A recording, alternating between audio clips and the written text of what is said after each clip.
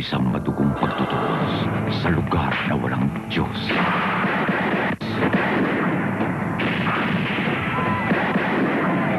Isang tao lamang ang maaaring bumulabog sa buong pwersa ng balas. Magpaluhod sa siga ng mga siga. Sino siya? Anong klase siyang kriminal? Ito ang kanyang kasaysayan.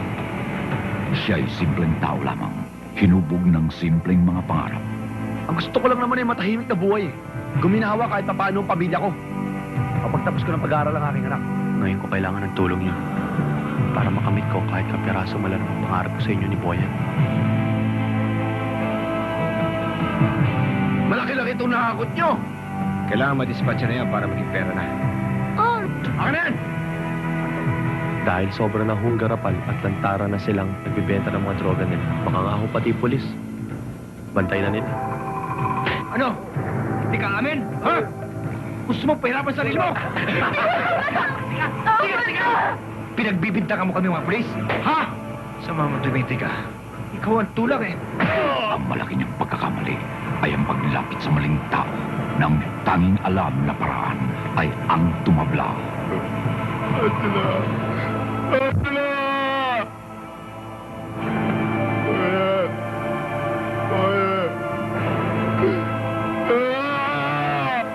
Alam ko, iniisip mo, Dodo. Gaganti ka.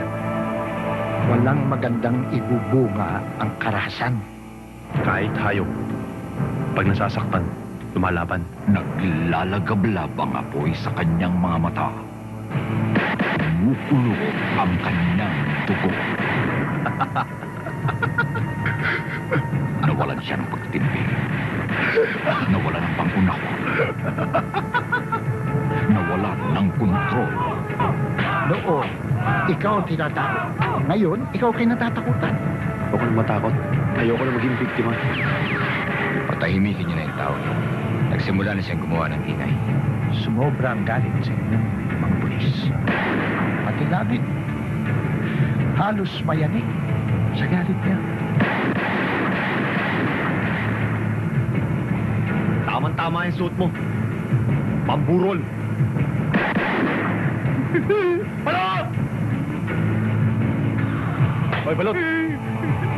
Bakit takot na takot ka? Ako hindi mo din.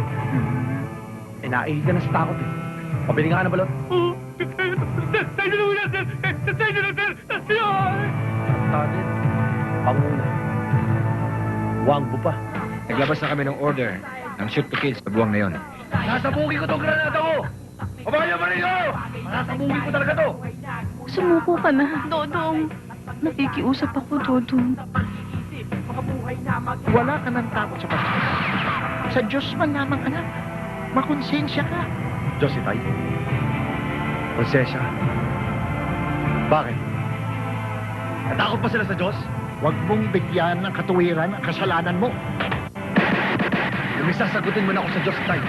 Yun ay kung papabayaan ko mabuhay pa yung mga hayop na yun. Mula sa direktor na nagbigay sa inyo ng bagsik ng pusaka, Toto, natividad sa isa na namang di malilimutang pelikulang aksyon, kinampukan ng barako ng dekada ni Dekta.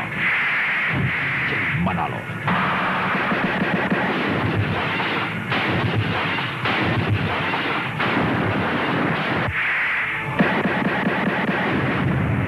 Wangbo.